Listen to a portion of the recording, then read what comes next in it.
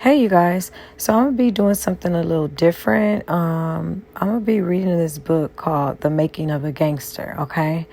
And for those of you who don't like to read, I'll be reading it for you.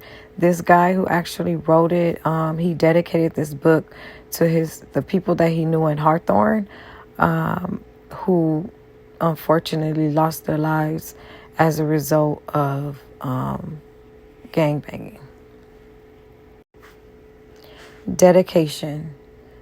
To the people I knew growing up in Hawthorne who were either murdered as a result of gang violence or are currently serving long prison sentences. Hopefully this book will save others from suffering from your fate. Prologue. Los Angeles County. California was considered the gang capital of the world because the gang problem in Los Angeles had reached epidemic levels. Young men and women were willing to inflict harm upon people they considered their enemy for little or no reason. The only benefit they received was that others will fear them in their neighborhood. Although people who were unfamiliar with the gangs believed that people joined for monetary gain, that motivation was not true for Los Angeles gangs. Mistaken notions of what constituted manhood motivated young men to join the local network that constituted a gang.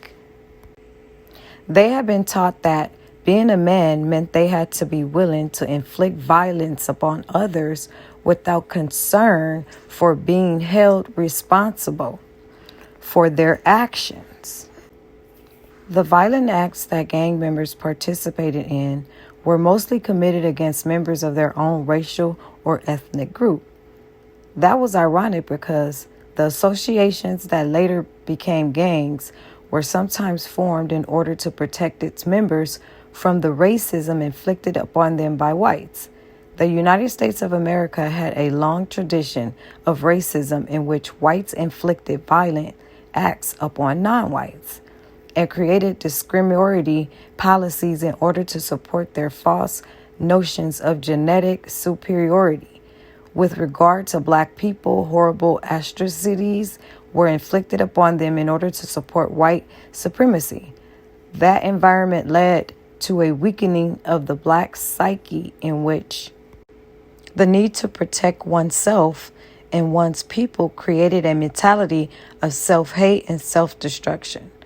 During the Civil Rights Movement, black people formed groups in order to defend themselves so that they could fight for justice in America's racist, oppressive society.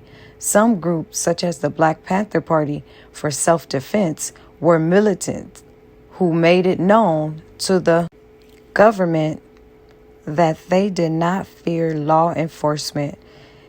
In response, the government created programs that were designed to disrupt and destroy progressive black organizations.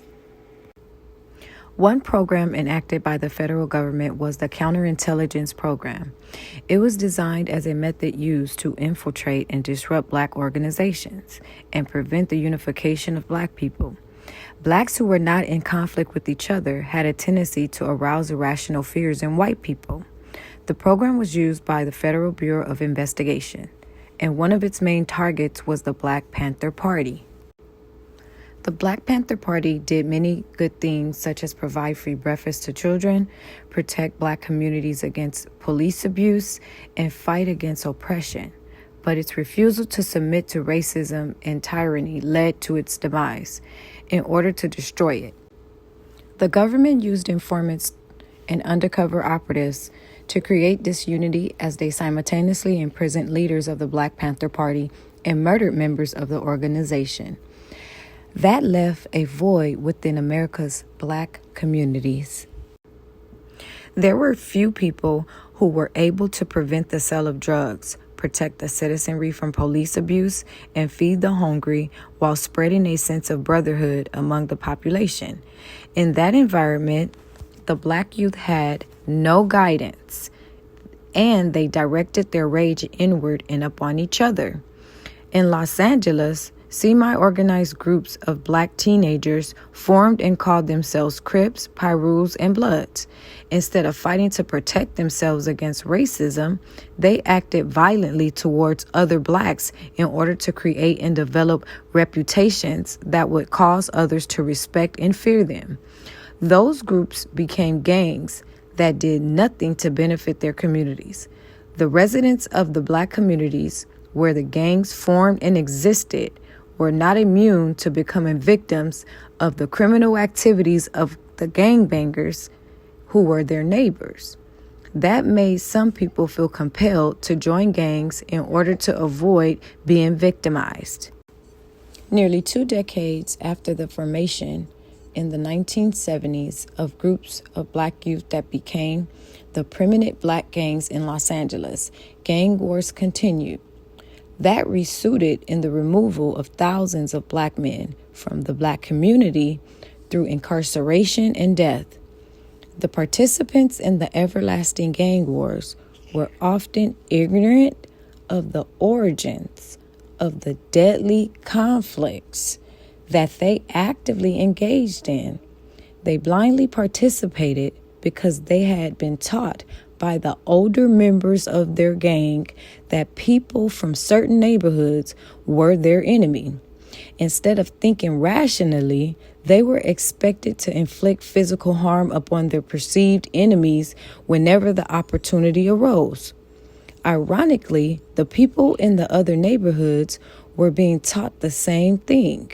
In essence, someone could have easily become the enemy of someone they presently considered their friend if their parent had chosen to live in another neighborhood. One of the most deadly gang rivalries in Los Angeles involved 2 alliances of individual Crip gangs, Gangster Crips and Neighborhood Crips. People who were members of the gangs in those alliances engaged in warfare with the opposing alliance, and the conflict resulted in the loss of thousands of lives. People who joined Gangster Crip or Neighborhood Crip gangs were taught to hate their perceived enemies, who they often did not know individually. That animus was the result of an altercation of which few people knew the details. A credible explanation for the beginning of the rivalry holds that in the late 1970s, in what was then called South Central Los Angeles, a fight occurred between people associated with the A-Tray Gangsters, Crips, and the Rolling 60s Neighborhood Crips. The dispute was said to have began over a girl. Both gangs had previously been allies, and people from both neighborhoods regularly associated with each other. But one day, at least one person from each gang became involved in a physical altercation with the other, which resulted in someone from Rolling 60s being killed. Once the gang member from Rolling 60s was killed, it was said that people from Rolling 60s demanded that the A-Tray Gangsters produce the person who killed the decedent.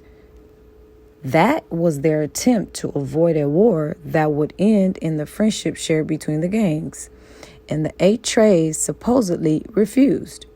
And since that day, nearly all Gangster Crip gangs have been at war with Neighborhood Crip gangs. Gangster Crips could often be identified because of their penchant for wearing clothing associated with Georgetown Hoyas athletic teams, while Neighborhood Crips wore clothing associated with the North Carolina Tar Heels. Neighborhood Crips were also known to wear light blue as opposed to royal blue because the primary color of the North Carolina Tar Heels was light blue. And due to the clothing that members of the alliances wore, it was fairly easy to notice them. Their clothing often made them instant targets, thereby adding to the death and human destruction that occurred in Los Angeles County. The city of Hawthorne was a suburb of the city of Los Angeles, both of which were located in Los Angeles County. It encompassed an area of approximately 6 square miles between Los Angeles International Airport and the cities of Inglewood, Gardena, and Lawndale. Following its incorporation in 1922, Hawthorne grew as the area's aerospace industry attracted workers. Some of the newcomers who moved to Hawthorne later achieved fame for their contributions to sports and entertainment. The pattern of migration in Los Angeles County usually involved white people initially living in the most desirable neighborhoods, then moving as blacks and Hispanics began to populate those areas. Blacks became the majority in South Central Los Angeles after whites moved away and into the outlying suburbs, one of which was Hawthorne. Up until the 1980s, whites constituted the majority in Hawthorne, but during the late 1980s, the Hawthorne City Council allowed developers to demolish single-family homes and replace them with apartment buildings. That resulted in black people with low income leaving the ghettos of South Central and Compton and moving into Hawthorne. Unfortunately, some of them brought the gangster lifestyle with them. There was crime in Hawthorne when white people constituted the majority, but gangs were insignificant. Although there was a predominantly Hispanic gang, along with a multiracial Piru gang of no significance, gang activity was not as common as it would later become. As more blacks moved into Hawthorne from areas with a history of gang problems, gang activity increased. The gang wars that had been raging in South Central found a new battleground in the city of Hawthorne. Okay, you guys, so that was the prologue, pretty much like a summary. So tomorrow I'll be reading chapter 1. Hopefully I'm trying to do something different and I find this book very interesting. But what's crazy to me is just reading this book. I started reading it maybe a couple of days ago, right? And I mean, this guy pretty much confirmed all the questions that I've been asking thus far, okay? I've been getting on here asking questions like, what the fuck is the purpose of this shit? You know, I even said as well, who infiltrated this shit? You know what I'm saying? I even said that in another video that I did, asking questions about what this shit, you know what I'm saying? What the fuck is it, you know? As far as these gangs and shit. Who infiltrated? I even said in my video, where's the big homies at? You want these younger niggas in the hood to respect you, call you an OG, yeah, I'm an OG, and respect you like you some motherfucking body.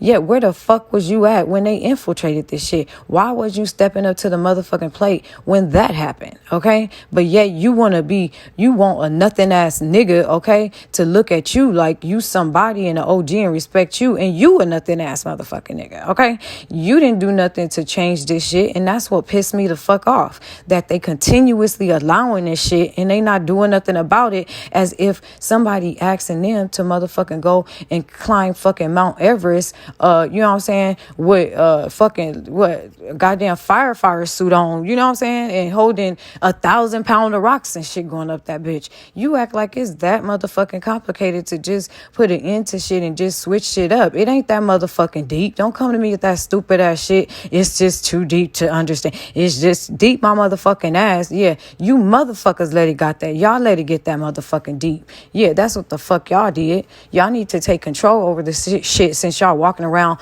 wanting the motherfucker to respect you. Fuck you. Ain't nobody respecting your ass.